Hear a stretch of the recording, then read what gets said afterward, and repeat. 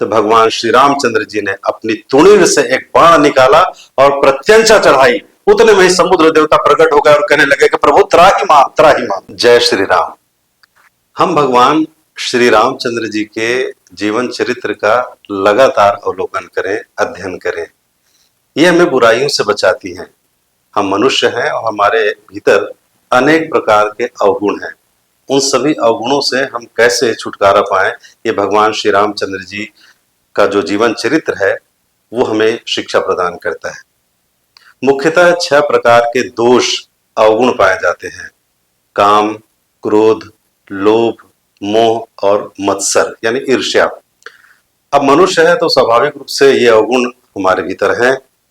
हमें भगवान श्री रामचंद्र जी के पूरे जीवन प्रसंग का अध्ययन करना चाहिए, तो पता चलेगा कि कैसे कठिन परिस्थितियों में भी भगवान के पूरे स्वरूप में उनके जीवन दर्शन का हम अध्ययन करेंगे तो ज्ञात होगा कहीं पर भी किसी भी प्रकार का विकार और दोष दिखाई नहीं पड़ता है।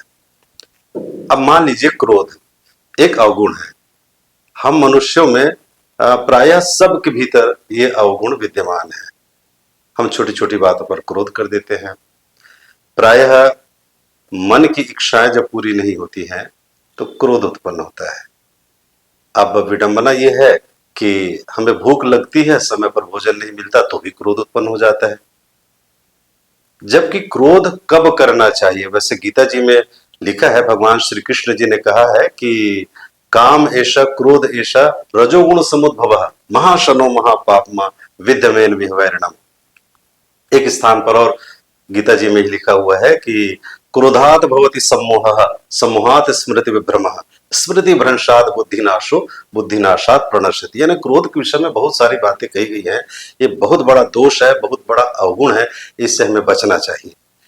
हम भगवान श्री रामचंद्र जी के जीवन चरित्र का अध्ययन करेंगे तब पता चलेगा कि क्रोध कब करना चाहिए। ये भी हमें भगवान श्री रामचंद्र जी से सीखना पड़ेगा।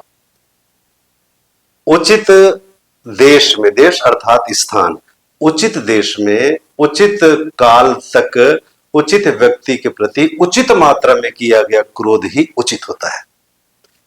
अब मैं बताना चाहूंगा, आप सबको स्मरण होगा समुद्र पार जाने का वह प्रसंग, जब माता जानकी जी को लेने के लिए, रावण से युद्ध करने के लिए प्रभु को समुद्र पार जाना था। अब समुद्र पार कैसे जाएं? तो देखिए भगवान श्री रामचंद्र जी ने क्या किया। उन्होंने समुद्र देवता से याचना की कि हे समुद्र देवता, मुझे मार्ग दीजिए, मुझे समुद्र के पार जाना है, जानकी जी को लाना है। अब समुद्र तट पर भगवान श्री रामचंद्र जी बैठ गए। लोगों ने सोचा कि ये क्या, समुद्र देवता क्या मानेंगे, और बात सही निकली। 1 घंटा बीत गया, 2 घंटे बीत गए, 3 घंटे बीत गए, पूरा दिन बीत गया, रात बीत गई। भगवान श्री रामचंद्र जी विनय पूर्वक याचना करते रहे कि समुद्र देवता मुझे मार्ग दीजिए।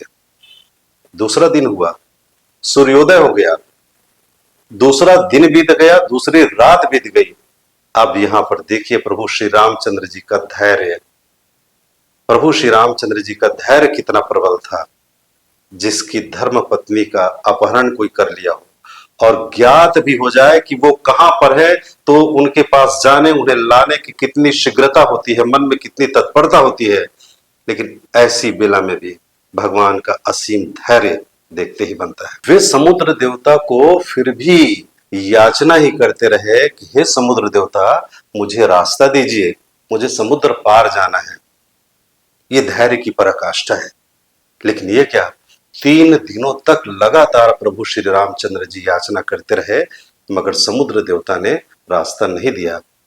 तो संत प्रवर गोस्वामी तुलसीदास जी महाराज लिखते हैं मानस में कि विनय न मानत जलधि जड़ गए 3 दिन बीत, बोले राम सकोप तब भय बिन होए न प्रीत। यानी ये जड़ बुद्धि है समुद्र, ये विनम्रता की भाषा नहीं समझ पा रहा है। और आगे लिखते हैं कि ऐसी जड़ बुद्धि को भय दिखाना पड़ता है, तब उनको बात समझ में आती है। तो प्रभु श्री रामचंद्र जी जब 3 दिनों तक लगातार याचना करते रहे और उस जड़ बुद्धि समुद्र ने रास्ता नहीं दिया, तो भगवान श्री रामचंद्र जी ने अपनी तुणीर से एक बाण निकाला और प्रत्यंचा चढ़ाई। उतने में ही समुद्र देवता प्रकट हो गए और कहने लगे कि प्रभु त्राहि माम, त्राहि माम। तो भगवान श्री रामचंद्र जी ने कब क्रोध किया? पहले उन्होंने याचना करने का आलंबन लिया, याचना की, 3 दिनों तक असीम धैर्य का परिचय दिया, उसके बाद उन्होंने क्रोध का परिचय दिया। और जब समुद्र देवता प्रकट होकर क्षमा याचना करने लगे और अपनी विवशता उन्होंने बतलाई कि मैं अपनी मर्यादा नहीं छोड़ सकता, फिर उन्होंने युक्ति भी बतलाई कि वे कैसे समुद्र के पार जा सकते हैं। वे भगवान श्री रामचंद्र जी से बारंबार याचना और क्षमा प्रार्थना करने लगे। तो भगवान श्री रामचंद्र जी तो साक्षात सच्चिदानंद स्वरूप सर्वेश्वर के अवतार है, शरणागत वत्सल है।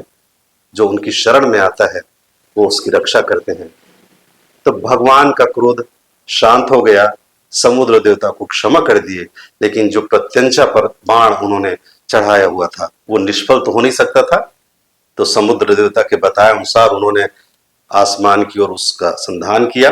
इस कथानक से ये शिक्षा मिलती है कि प्रभु श्री रामचंद्र जी जो सर्वशक्तिमान है, अपने एक बाण से पूरे समुद्र को सुखा देने की सामर्थ्य रखते हैं, लेकिन उन्होंने उसके बाद भी 3 दिनों तक लगातार याचना की उस जड़ बुद्धि समुद्र से। और दूसरी विशेषता उनकी देखिए, जब समुद्र देवता ने अपनी विवशता बदलाई और क्षमा याचना किए तो शरणागत वत्सल भगवान श्री रामचंद्र जी ने उन्हें क्षमा भी कर दिया। और विडंबना यह है कि आज हम बहुत छोटी छोटी बातों पर क्रोध करते हैं, जहां क्रोध नहीं करना चाहिए। अगर धर्म पर कोई विपत्ति आती है, राष्ट्र पर कोई विपत्ति आती है, सदाचार और संस्कृति और शील के अपहरण पर कोई आक्षेप लगता है, तब हम क्रोध करें, आक्रमण करें, धर्म की रक्षा करें, समाज की रक्षा करें, राष्ट्र की रक्षा करें, तब क्रोध समझ में आता है। तो हमें अपने जीवन को उन्नत बनाने के लिए, सफल बनाने के लिए, अपने व्यक्तित्व के विकास करने के लिए मर्यादा पुरुषोत्तम भगवान श्री रामचंद्र जी के जीवन के समग्र चरित्र का अनुसरण करना चाहिए, उसका अनुपालन करना चाहिए। जय जय श्री राम।